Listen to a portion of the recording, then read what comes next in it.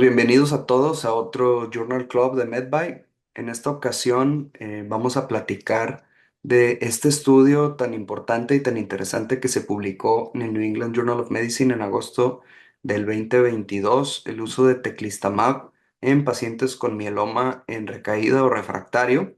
Este fue un ensayo clínico de fase 2. El patrocinador es Johnson Johnson y el estudio se llevó a cabo de marzo del 2020 al 2022 en muchos sitios, en varios países del mundo. Y bueno, fue un estudio de registro para registrar el uso de esta molécula y poder utilizarla en personas con mieloma en recaída o refractario. Entonces, en esta ocasión tenemos a un experto en mieloma que habla español, y les traigo aquí al doctor César Rodríguez. El doctor es originario de la ciudad donde yo nací, de Monterrey, Nuevo León, y es el director de la clínica de mieloma del Hospital del Monte Sinaí en la ciudad de Nueva York. César, muchas gracias por estar aquí, bienvenido. Gracias por invitarme. Entonces, vamos a platicar aquí, César y yo, de este estudio y por qué es tan importante. ¿Por qué nos puedes platicar un poco, César, para ponernos en contexto, por qué los pacientes con mieloma necesitan más opciones de tratamiento, habiendo tantas alternativas y tantos tratamientos tan exitosos? Claro que sí. Hay muchas razones por las que es importante tener opciones para tratar el mieloma múltiple. La principal, diría yo, es que todavía no tenemos una cura, desafortunadamente. Es un tipo de cáncer que podemos tratar. Un gran porcentaje de los pacientes que están diagnosticados con mieloma múltiple pueden llegar a obtener una remisión, pero a través del tiempo tienen recaídas. Y cada vez que hay una recaída, es más difícil poder volver a ponerlos en remisión. Y si llegamos a obtener una respuesta o una remisión con el tratamiento que les ofrecemos, ese tiempo llega a ser más corto. Entonces, para la segunda, tercera recaída, por lo general ya estamos un poco limitados en qué opciones de tratamientos tenemos para tratar el mieloma múltiple. Y aunque ahorita, dependiendo de cada país tiene acceso a diferentes medicamentos. En Estados Unidos tenemos acceso a 19 medicamentos que están aprobados por la FDA. Entonces estamos muy afortunados que tenemos muchas opciones en cuanto a combinación, que el mieloma múltiple, cuando lo tratamos, no se trata con un agente único, sino se hace una combinación de medicamentos, por lo general tres o cuatro. Solamente hay dos excepciones que viene siendo la inmunoterapia, donde no combinamos agentes, sino hacemos un agente único. Y a pesar de eso, que tenemos más de 40 opciones, nos quedamos cortos en cuanto a la habilidad de poder dar tratamientos, porque el mieloma es un tipo de cáncer que es muy astuto en desarrollar resistencia al tratamiento, y por eso tenemos las recaídas. Pero la otra limitante es de que no todos los países tienen acceso a estos medicamentos. Entonces, por ejemplo, en México o en otros países de Latinoamérica hay menos cantidad de opciones de tratamientos, y a veces estamos batallando en poder dar una tripleta. Y si la damos, tenemos este uso limitado de esos agentes. Y cuando uno desarrolla resistencia a esa tripleta, luego tenemos menos opciones al tratar de cambiar de clase a otro agente en la recaída. Muchas gracias. Y bueno, precisamente este señalamiento de la limitación de opciones en América Latina es porque estamos hablando de esta molécula, porque se sabe que existe esta diana terapéutica BCMA y hay varios medicamentos que se han destinado a atacarla, una marca que está en las células del mieloma y en otras células que no están enfermas también, pero ha sido, digamos, los medicamentos dirigidos a ella muy exitosos en general, pero ninguno de los que están antes de estos tipos de medicamentos de anticuerpos biespecíficos, como el belantamab o la terapia CAR-T, ninguno de esos está disponible en México y en la gran mayoría de América Latina. Solo en Brasil tienen una terapia CAR-T para mieloma y en Argentina también, pero en el contexto de un ensayo clínico de la industria farmacéutica. Entonces, esta molécula de teclistamab, que es un anticuerpo biespecífico de CD3 contra BCMA, sí está disponible en México a partir de este año, y es por eso que tenemos que aprender más de él y que trajimos a César aquí para que nos ilumine sobre la eficacia y la seguridad del medicamento y del estudio Majestic 1. Y en este estudio inicial, pues ahí se definió la dosis para estudiar de fase 2 que se estudió en este ensayo clínico, que es de 1.5 por kilo. Y bueno, esos son estudios de fase más temprana que no vamos a revisar el día de hoy. Entonces, avanzando con el diseño del estudio rápidamente, es un ensayo clínico de fase 2 multicéntrico, de personas mayores de edad con mieloma refractario en recaída. Ellos recibieron teclistamab por semana, se da con una rampa que vamos a revisar y el objetivo pues era evaluar la eficacia y la seguridad. Y aquí en esta primera publicación se presenta el análisis con una mediana de 14 meses de seguimiento. Entonces, estos eran los criterios de inclusión. Tal vez, César, puedes comentar si te parecieron criterios de inclusión apropiados para esta población o si son representativos de tu práctica diaria. Sí, en cuanto a los criterios de inclusión, incluyeron a gente relativamente sana. No había gente muy frágil y no había gente que tenía falla renal. Y si se fijan en lo que viene siendo los rangos de hemoglobina, plaquetas y neutrófilos, en una persona que ha tenido más de 3 líneas de tratamiento o 3 recaídas, por lo general ya estamos batallando un poquito más con lo que viene siendo la hemoglobina en estos pacientes y un porcentaje de estos pacientes tienen plaquetas bajas. Entonces, hay cosas a favor de este ensayo clínico en cuanto a la representación de los pacientes. Son pacientes que ya son triple expuestos a un inhibidor de proteasoma, a un inmunomodulador y a un anti-CD38, que tienen más de 3 líneas previas. Y en cuanto a la forma de poder medir por serología, tenían una proteína M de 1 gramo por decilitro o mayor. Entonces, estos son pacientes que ya estaban progresando o tienen una enfermedad un poco agresiva o que está progresando rápido, o que para el momento que ya están considerados para este estudio, ya tienen una carga tumoral significativa. A diferencia de otros ensayos clínicos que utilizan el punto de corte de 0.5, que es todavía una enfermedad un poquito más benigna.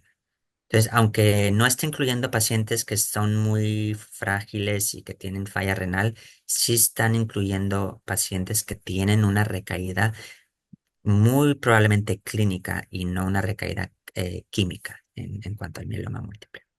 Qué interesante. Como yo no, que no me considero experto en mucho, eso es algo que no había yo notado y creo que es algo muy, muy interesante porque sí puede uno tener un paciente que tiene un mieloma muy indolente y que no está progresando y uno se preguntaría siquiera si tiene que cambiar de terapia o no. Entonces, muy, muy interesante tu comentario. Y estos criterios de exclusión, pues bueno, a mí me parecieron muy razonables.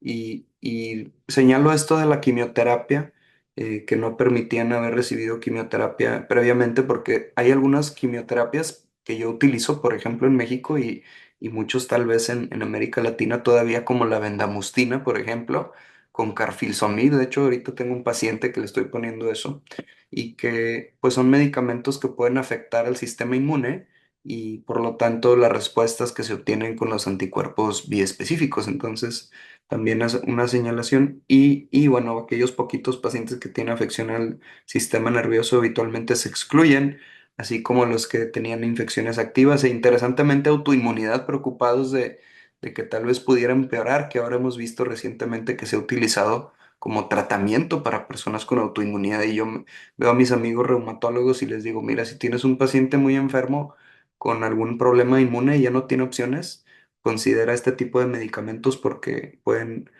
ser algo efectivos, ¿no? Pero bueno, eso lo veremos a futuro. Entonces, avanzando con la intervención, tal vez César nos puedes describir un poco cuál fue la intención de usar este medicamento, perdón, y la rampa y todos estos detallitos que tenemos que conocer. Entonces, teclistamab es una inmunoterapia. Entonces, utiliza el sistema inmune para redireccionar el sistema inmune a poder identificar las células plasmáticas o de mieloma y atacarlas, como si fuera una infección o un virus o una bacteria. Entonces, por la misma razón que estamos activando el sistema inmune, uno de los efectos secundarios es todos los efectos secundarios de un sistema inmune activado relacionado similarmente a una infección, que viene siendo fiebre, hipotensión, eh, hipoxia.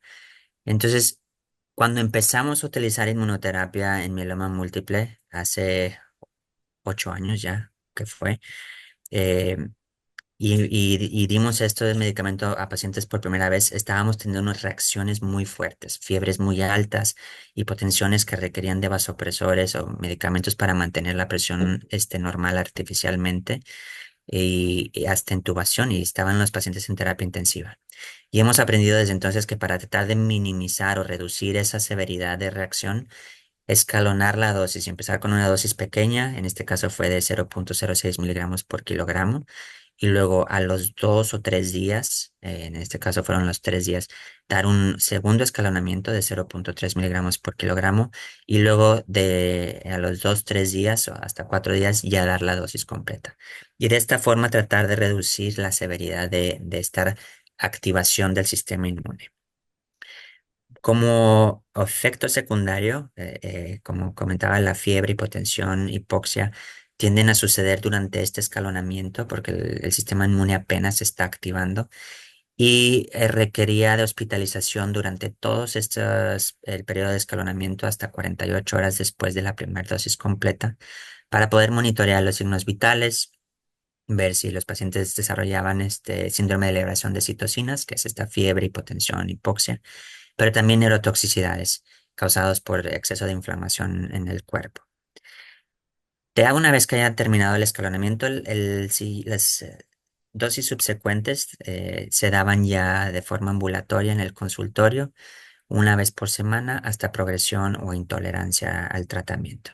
Y se dio esto en ciclos de 28 días. Se evaluó cada 28 días con un perfil serológico y un panel de mieloma para ver cómo estaban respondiendo. Y una vez que se sospechaba que estaban en remisión, se hacía un restadio con biopsia y estudios de imágenes. Muchas gracias. Y ahora que mencionabas esto del escalonamiento, me llama la atención cómo es que la terapia CAR-T no se dosifica así.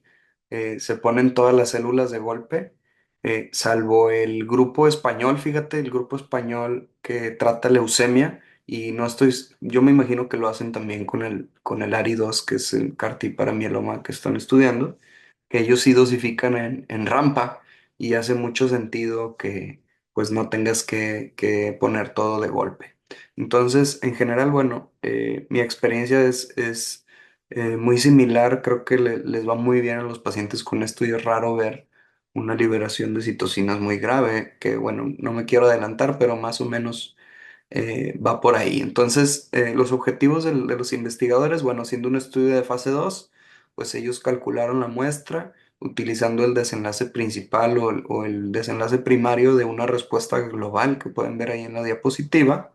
Y la meta era reclutar este número de pacientes y según los cálculos estadísticos, pues eso les iba a dar una confianza de que la respuesta arriba del 30% iba a ser muy, digamos, estadísticamente confiable. Y otros desenlaces habituales, pues la duración de la respuesta, la remisión completa, la enfermedad residual medible, la supervivencia libre de progresión, etcétera. Y las medidas de seguridad habituales y añadimos estas evaluaciones de seguridad muy específicas de la inmunoterapia, como la neurotoxicidad que ya mencionabas, la liberación de citocinas, y aquí también se estudiaron otros parámetros correlativos que también vamos a mencionar. Y esta es la población estudiada. Yo quisiera, César, que nos dijeras si es una población, aparte de lo que nos mencionaste en los criterios de inclusión, si es algo representativo de tu práctica o si los investigadores se atacaron a los criterios de inclusión. Creo que es algo representativo. Si te fijas en la edad media de los pacientes en este estudio es de aproximadamente 64 años, que históricamente la edad promedio de una persona diagnosticada con mieloma múltiple es de 68, 69. Aunque yo ya no creo en eso, creo que ahora nos estamos estamos diagnosticando personas con mieloma múltiple a una edad mucho más joven, especialmente en Latinoamérica. Y bueno, aquí en Nueva York también por cosa del 11 de septiembre y la gente que estuvo expuesta a todo ese, las toxinas de eso. Entonces, creo que la edad está bien representada. Desafortunadamente no hay una cantidad grande de personas mayor de 75 años, que eso sería genial, poder tener una mejor representación de gente de edad avanzada, porque muchos de nuestros pacientes están en sus setentas y hasta ochentas, especialmente cuando consideramos pacientes que han tenido 3 líneas previas de tratamiento. Cuando uno se diagnostica por primera vez, tal vez estarán en sus sesentas, pero ya cuando estamos hablando de recaídas, ya están más en los setentas por lo general. En cuanto al estadio, la mayoría de los pacientes fue estadio clase uno, entonces no es tan representativo, aunque bueno, por lo general así no sucede cuando estamos haciendo ensayos clínicos porque tendemos a escoger a los pacientes más sanos y que no están progresando rápidamente y tienen una enfermedad explosiva que por lo general tienden a ser los pacientes de estadio 3. Pero entonces creo que sí tiene cierta representación válida. Hay áreas de deficiencia en cuanto a representación, como dije, la gente de edad más avanzada, mayores a 75 años o 70 años, y también la gente de citogenética de alto riesgo. Aquí vemos que el porcentaje de personas que tenían citogenética de alto riesgo es relativamente baja comparado con lo que vemos en la población. Entonces, este estudio, aunque es un estudio que nos está dando mucha información, no lo podemos extrapolar al 100% a, a ver si los resultados que estamos viendo también aplican en gente de citogenética de alto riesgo, porque no estaba diseñado con el suficiente número de pacientes para que pueda decir que sí es representativo. Eso requiere todavía de más información más adelante. Muchas gracias y totalmente de acuerdo con las observaciones de la edad del diagnóstico. Yo agregaría tal vez que en México y sobre todo en hospitales públicos, pues vemos frecuentemente pacientes con enfermedad avanzada, tal vez no por la citogenética, sino por el retraso en los diagnósticos y en el tiempo, ¿no? Llegan con cargas tumorales importantes. Entonces, esa es alguna diferencia tal vez que yo pondría aquí. Pero bueno, es notable también que eran pacientes que habían recibido muchas líneas de terapia, muchos trasplantados previamente y con una mediana del diagnóstico de la primera dosis de 6 años. Y pues ahí pueden ver las líneas de tratamiento previas. Y bueno, este es el Ahí diagrama. quería comentar algo porque eso es algo importante que creo que sí es muy representativo. ¿Cuál es el problema que estamos teniendo? Las recaídas. ¿Y qué es ser en una persona que ya es triple expuesto? Que son, por lo general, cuando pensamos en mieloma múltiple, no salimos de un inhibidor de proteasoma, de un anti-CD38 o de un inmunomodulador, porque son los agentes más recientes que se han aprobado desde el 2002 y que tienen muy buenos resultados y tolerancia aceptable. Y aquí vemos como la mayoría de los pacientes, bueno, casi el 100% de los pacientes fue expuesto a las 3 diferentes clases, pero luego en cuanto a si son refractarios, también la mayoría de los pacientes han sido refractarios a un inmunomodulador o a un inhibidor de proteasoma y a un anti-CD38. Entonces, esto sí es nuestro coco en mieloma múltiple. Una vez que ya fueron expuestos a este tipo, a estas 3 clases de tratamientos y son refractarios, ¿qué opciones tenemos? Porque ya estamos muy limitados en las posibles opciones. Entonces, eso sí quiero recalcar porque la información que vamos a discutir es clave para este tipo de pacientes. Y sobre todo en la era de los medicamentos Me Too, ¿no? Que sale la medicina nueva, pero dentro de la misma clase, a veces no te abre pues otra opción en realidad y los pacientes no responden igual si ya recibieron la medicina de la generación previa. Esto abre hablando de otra clase totalmente distinta de medicamentos y bueno, y verán los resultados. Entonces, este es el diagrama CONSORT y bueno, este es un reporte de la eficacia de las dos cohortes de el estudio de fase uno y de fase 2 que recibieron la dosis que mencionamos previamente. Y aquí me llamaron la atención varias cosas. Primero que lo que se ve en grande que muchos pacientes, una gran proporción, seguían utilizando el tratamiento, que eso siempre es muy bueno. Y del otro lado de la moneda, que hubo pues varias muertes en el estudio, que después platicaremos un poco de ello, pero desde ahí ya es algo que me llama la atención viendo estos números de la pantalla, ¿no? Entonces, igual podemos irlo discutiendo, pero desde aquí este diagrama ya nos da algo de información muy interesante. Tal vez, César, nos puedes resumir los resultados y ponerlos en contexto para aprender un poquito más. Sí, claro. Entonces estamos viendo que con un agente único, o sea, con teclistamab como agente único, que había mencionado que por lo general cuando tratamos mieloma múltiple hacemos una combinación de agentes, ya sea tres o cuatro, en algunas ocasiones solamente dos agentes. Pero como agente único estamos viendo respuestas del 63% en personas que en promedio habían recibido 5 líneas previas. Entonces, esto digo, nos emocionamos muchísimo cuando vimos esto por primera vez, porque estábamos acostumbrados a ver respuestas mucho más bajas como agente único. Entonces, si nos ponemos a ver históricamente en los últimos 10 años qué agentes han sido aprobados. En el 2015 se aprobó el daratumumab aquí en Estados Unidos como agente único y las respuestas globales eran del 30%. El otusumab como agente único no tenía respuesta, pero en combinación con dexametasona, el 31%. Cuando se aprobó el selinexor aquí en Estados Unidos, también respuestas de entre 30 y 32%. Y satuxumab, igualmente, 30%. Entonces, ahí estaba el rango de 30 a 32% como agentes únicos. Y no es hasta que llegamos a la inmunoterapia de células de CAR-T específicos que vemos el doble de respuesta de lo esperado. Entonces, esto completamente cambia el paradigma de las expectativas de qué puede hacer un agente único en una persona que ha tenido tantas recaídas y expuesto y ser refractario a tantas líneas de agentes y clases de tratamiento. Y no nada más la respuesta global, pero si vemos aquí, casi el 40% de los pacientes obtuvo una respuesta completa. Entonces, ¿cuándo hemos visto a una persona que tiene ya 5, 6, 7 líneas previas y llegan a obtener una respuesta completa?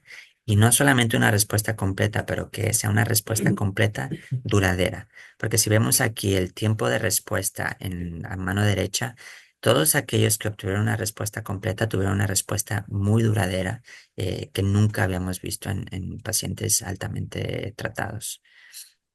Y la otra cosa interesante es de que estamos viendo las respuestas rápido. Nos damos una idea si van a responder al tratamiento al final del primer ciclo, cuando revaluamos con estudios de sangre y el panel de perfil de mieloma múltiple. Y por lo general, la respuesta máxima de estos pacientes la vamos a obtener a los 3 meses y medio. Entonces no tenemos que estar esperando 4 o 6 meses a ver si va a responder. Al final del primer ciclo ya vamos a tener una buena idea si estos pacientes tienen una respuesta o van a tener buena respuesta y qué expectativas tendremos para lo que viene más adelante.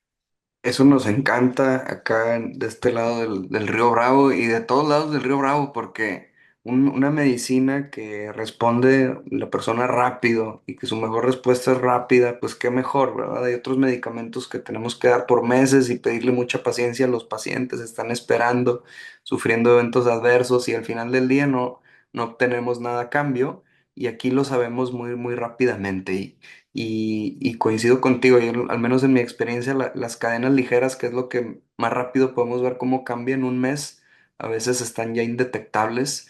Y bueno, la mejor respuesta tal vez la vemos en ese tiempo por la vida media de las inmunoglobulinas, que simplemente estamos viendo el efecto de las inmunoglobulinas producidas en el pasado y pues se tarda, ¿no?, en ver el efecto completo del tratamiento. Entonces, pues algo muy impresionante. Y bueno, yo que para mis pacientes de la institución que no tienen recurso, acceso a muchos tratamientos, pues estas son las respuestas a veces que vemos con tratamientos de primera línea inclusive. Entonces, tratamientos más viejos como bortezomib, talidomida dexametasona, por ejemplo, que esto es tener 40% de respuestas completas con eso también es algo muy notable y que a veces ni se ve, ¿verdad? Entonces, y bueno, en el diagrama de la derecha algo que también me llamó la atención, pues es que se van poniendo cada vez más verdes las flechitas que los pacientes van respondiendo a través del tiempo y que muchos siguen en tratamiento. Al final, aquí vemos el análisis de subgrupos. Si sabemos que es un estudio relativamente de pocos pacientes, aquí los autores nos señalan lo que pudieron discernir, que aquellos pacientes con enfermedad avanzada parecía que no tenían tan buenas respuestas globales, igual que los pacientes con plasmocitomas extramedulares. Y por ahí mencionan en el texto que también los que tenían infiltración de células plasmáticas mayores al 60%, que si bien la línea no cruza el intervalo, la línea de la significancia, pues era una sugerencia de los autores que en general todo esto nos habla de la carga de la enfermedad y de una tarea muy grande para el sistema inmune, tal vez como único medicamento. ¿Cuáles son tus opiniones de esto, mi estimado César? Sí, muy cierto. Hay ciertas poblaciones que todavía tenemos algo de dificultad en poder controlar su enfermedad.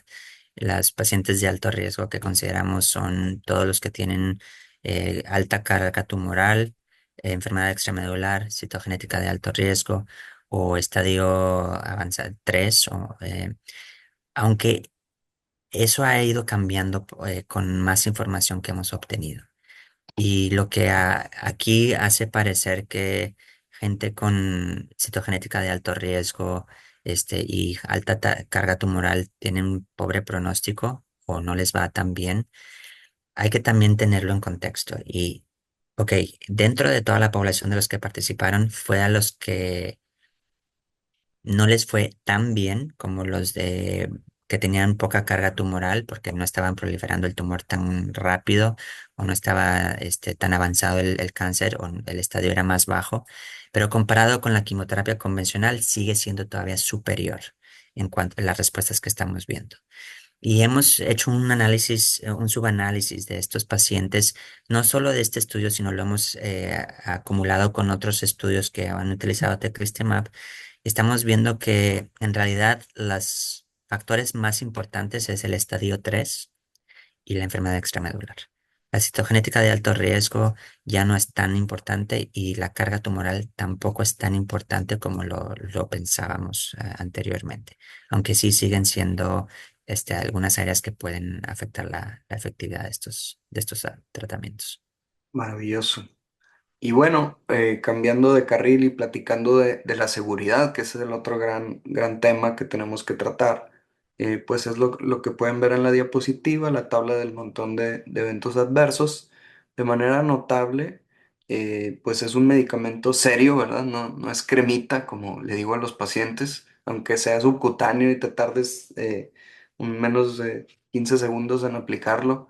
eh, Hay efectos adversos grado 3 frecuentemente, que es esperado también por la población, pero si es un medicamento altamente inmunosupresor que produce o deja al paciente en riesgo de infecciones, algunas que pueden ser serias, y bueno, produce su efecto, como dicen, on target, pero off tumor, fuera del tumor, pero en la diana, es decir, las células plasmáticas sanas y baja la concentración de anticuerpos, de inmunoglobulinas sanas. Algo que me llamó la atención también es que la liberación de citocinas pues aparece rápido relativamente y se quita rápido también, y no da mucho más allá.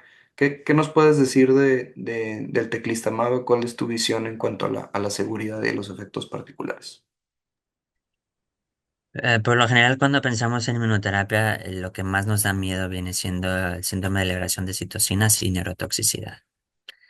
Pero en realidad, si vemos el porcentaje de efectos adversos, hay más riesgo de infecciones que síndrome de liberación de citocinas y neurotoxicidad. Y como oncólogos o hematólogos que tratan cáncer de la sangre, estamos acostumbrados que cualquier quimioterapia que demos o tratamiento que demos, el riesgo de infección está ahí. Entonces, creo que el riesgo, el efecto adverso más común que viene siendo infecciones es algo del que ya estamos familiarizados. Simplemente tener en mente que este riesgo de infección permanece mientras la persona esté recibiendo tratamiento. durante todo ese periodo. Entonces hay que estar pendientes cada vez que vemos al paciente qué posibles infecciones puede haber, virales, bacteriales, y dependiendo de la región, las enfermedades endémicas de esa región. Y en cuanto al síndrome de liberación de citocinas, pues sí, es algo común. 72% de las personas están teniendo algún grado de síndrome de liberación de citocinas, pero por lo general tiende a ser grado 1, fiebre. Muy pocos casos son grado 2 y como vemos aquí solamente hubo un grado 3. Y este síndrome de liberación de citocinas ocurre principalmente durante el escalonamiento. Una vez que ya transicionamos a lo que viene siendo la dosis semanal de forma ambulatoria, el riesgo de síndrome de liberación de citocinas es mínimo y solo tiende a suceder en personas que tienen una infección activa y damos el tratamiento, o en pacientes que dimos una pausa muy prolongada de varios meses y luego reiniciamos el tratamiento. Ahí puede haber también un riesgo de ese tipo. En cuanto a neurotoxicidad, la incidencia es muy baja, mucho menor a neurotoxicidad por otros tipos de inmunoterapias como CAR-T, y también tienden a ser durante el escalonamiento. La ventaja no puedo decir bueno o ventaja, pero el factor, algo único de estos dos efectos adversos, tanto el síndrome de liberación de citocinas como la neurotoxicidad, es de que ya hemos aprendido mucho de cómo poder tratarlo de manera rápida para poder así hacer una resolución de los síntomas en menos de 2 días.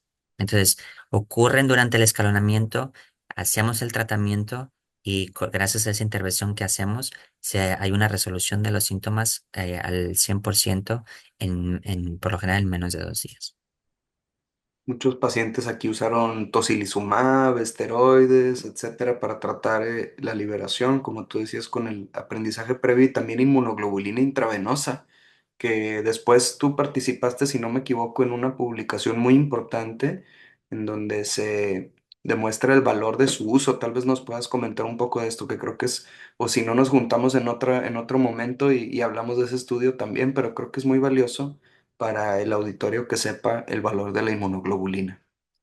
Sí, en cuanto a el síndrome de elevación de citocinas, hemos visto que la intervención rápida con este paracetamol y tocilizumab o dexametasona son muy efectivos en controlar los síntomas, y de hecho preferible usar tocilizumab sobre dexametasona y usar la dexametasona como una segunda opción, ya que el tocilizumab detiene el síndrome de elevación de citocinas rápido y también previene futuros eventos de síndrome de elevación de citocinas con los siguientes escalonamientos, más que la dexametasona. Y esto es por la vida media de los agentes.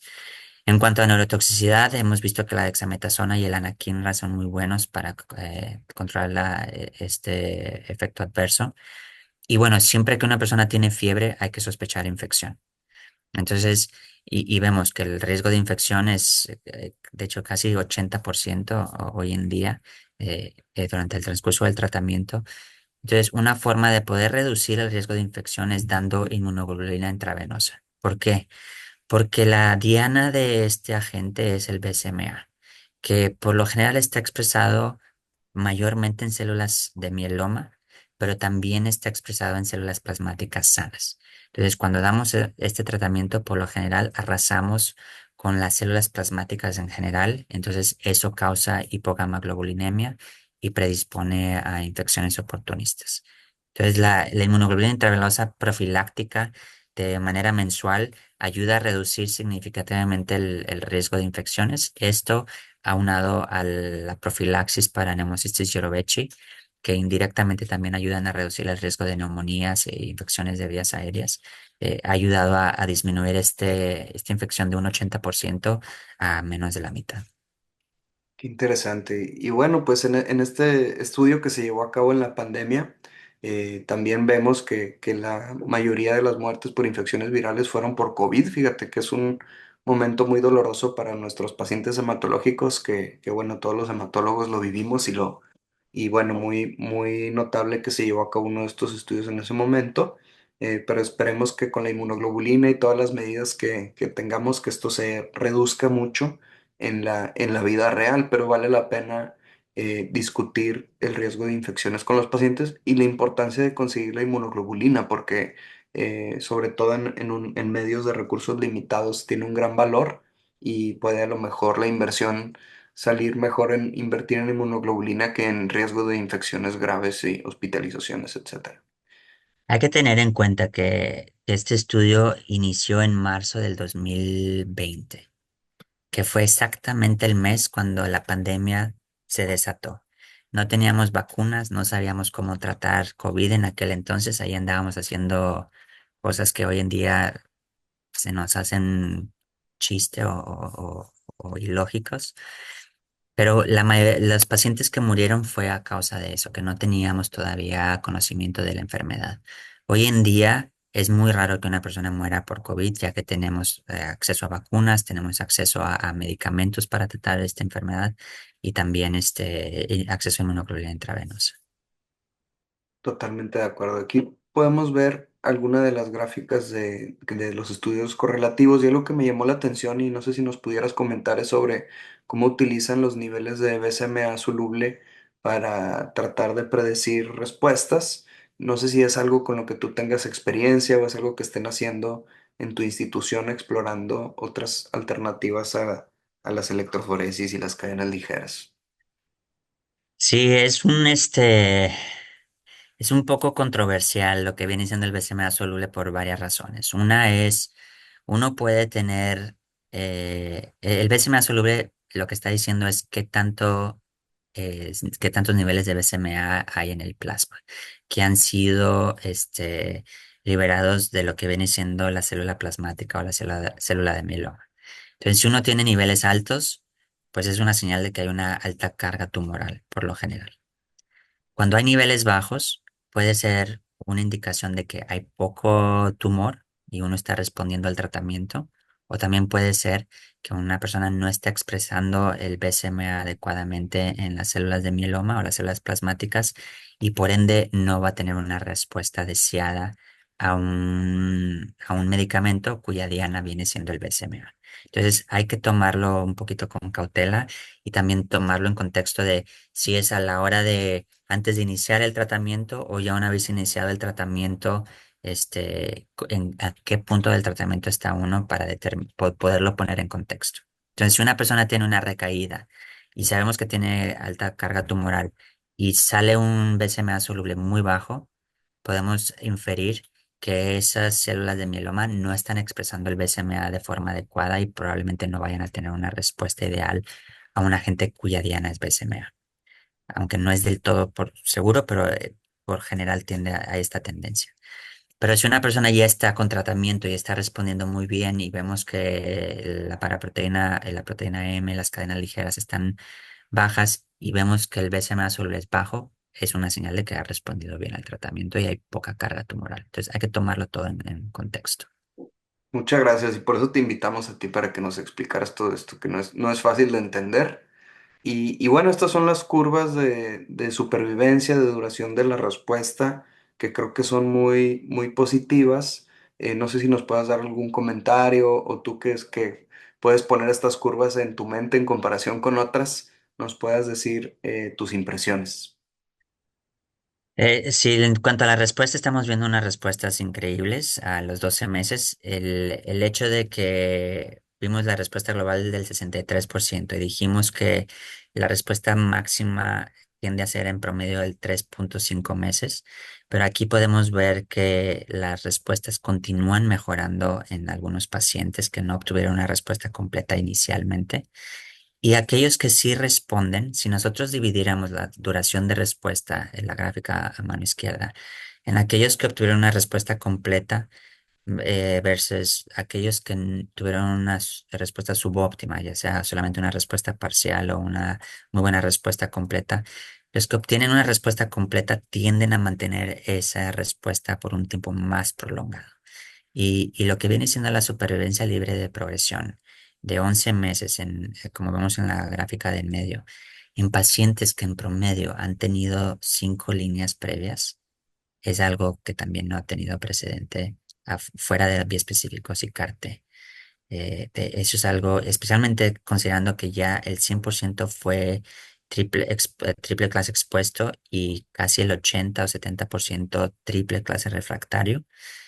Nos está diciendo que esta gente es una clase nueva que ayuda a combatir la resistencia a las otras clases que ya han sido expuestos y que nos da una duración y una efectividad muy buena. En cuanto a la supervivencia global, esto todavía está por determinarse. Creo que el estudio está muy temprano y tenemos muchas opciones de rescate en algunos países en donde va a afectar la supervivencia global. Entonces, por esa misma razón, en vez de utilizar la supervivencia global, estamos utilizando la enfermedad residual mínima como un surrogado de qué tan efectivo es este agente.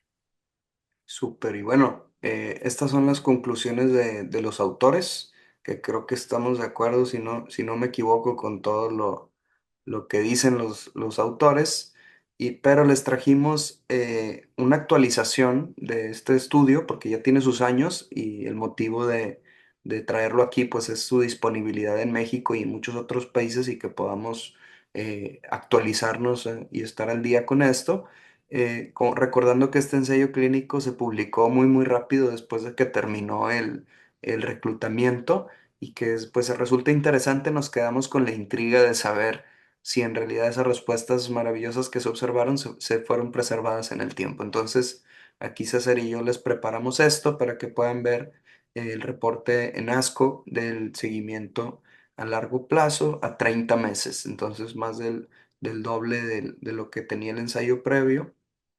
Aquí vemos cómo algunos pacientes ya recibieron dosis no cada semana, sino menos frecuentemente, que es algo que se sigue explorando.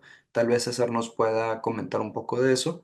Las respuestas, pues como veíamos que muy poquito siguieron mejorando a través del tiempo, pero lo que más me llamó la atención fue que sí se ve mucho mayor la incidencia de negatividad para enfermedad residual que lo que se reportó en el estudio del New England.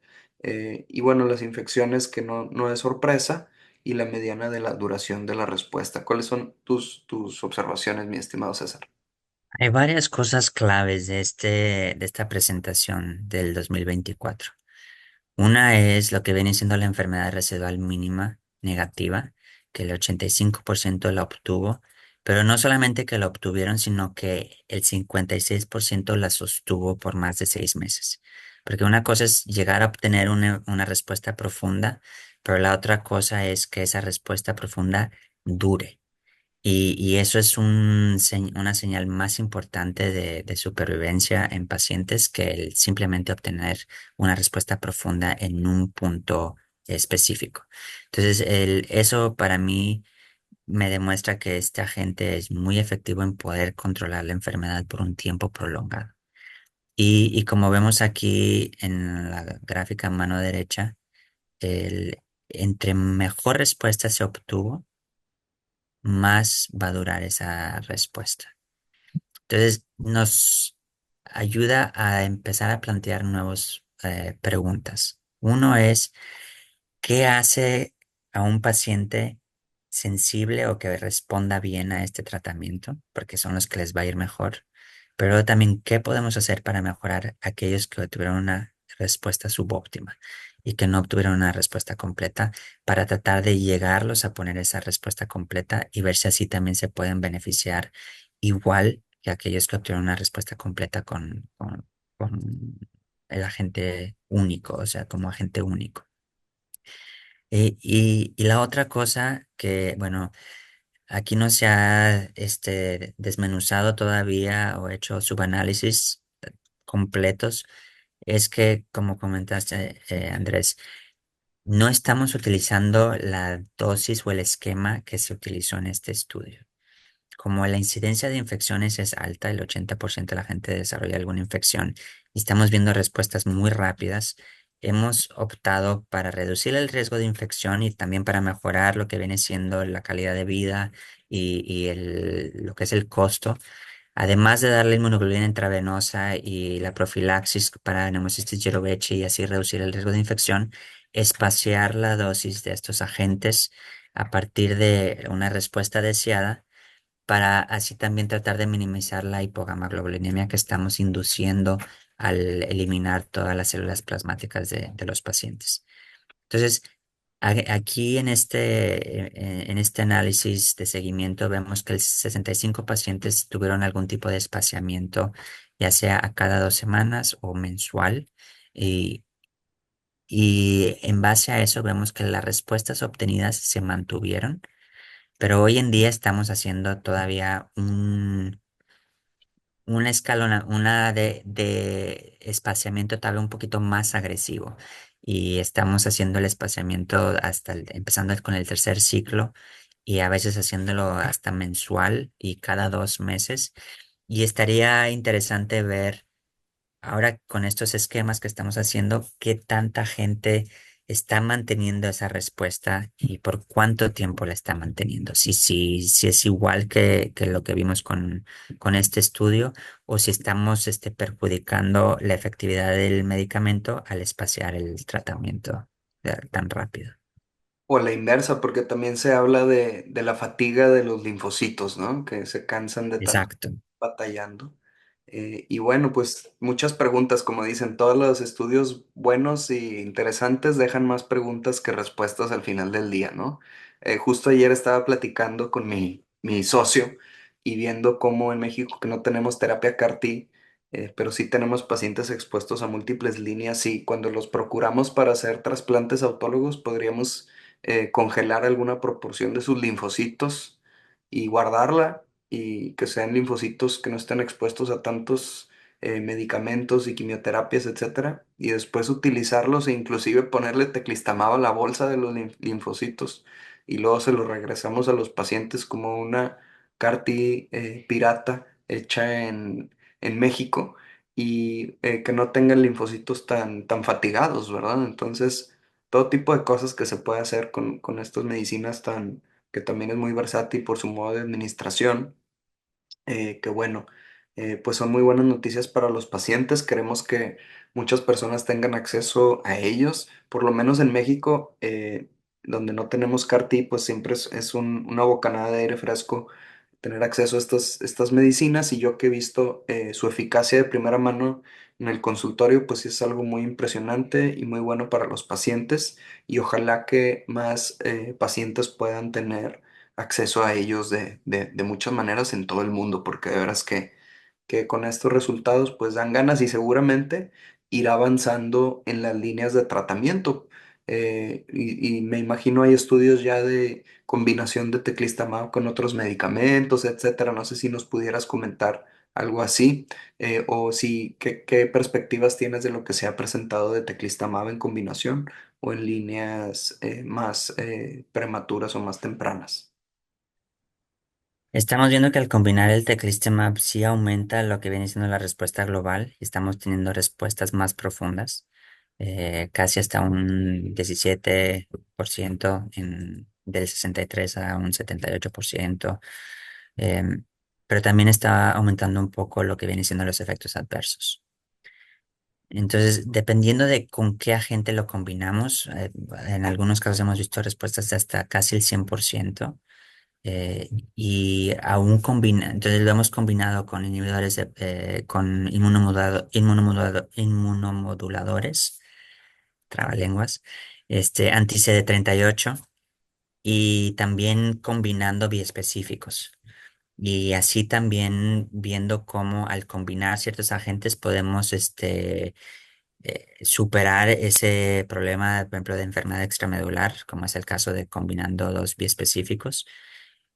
Pero algo que todavía tenemos que definir bien es si vamos a estar combinando tratamientos, cuáles son a los pacientes que les vamos a ofrecer esta combinación y quiénes se van a beneficiar con el agente único para no tener que aumentar la toxicidad ni la carga financiera y el costo a toda la población. Entonces, tenemos que hacer estudios más detallados, con paciencia y no, como dijiste, esta publicación fue muy rápida, darle tiempo al estudio para poder desarrollar la información correcta y poder dar las mejores recomendaciones si vamos a estar haciendo combinaciones. Pero es muy prometedor algunas de estas combinaciones, cómo podemos tener respuestas que ni siquiera hemos visto con cartel. Interesante. Pues con eso, mi estimado César, te dejo que sigas con tu día, te damos las gracias y bueno, tendremos que estar todos al pendiente de lo que expertos como tú nos tengan que decir, de lo que viene y bueno, estar al pendiente y que pues siempre enfoquemos en pensar en cómo podemos aterrizar estas novedades para atender mejor a todos nuestros pacientes. No sé si tengas algún comentario final y si no para cerrar este Journal Club.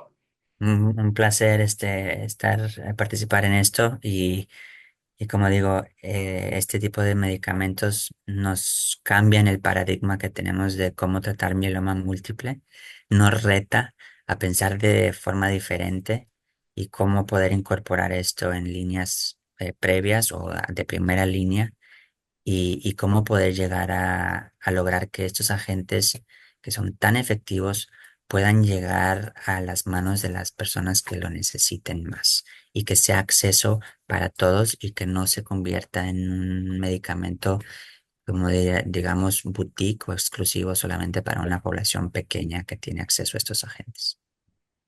Muchas gracias y nos vemos a la próxima.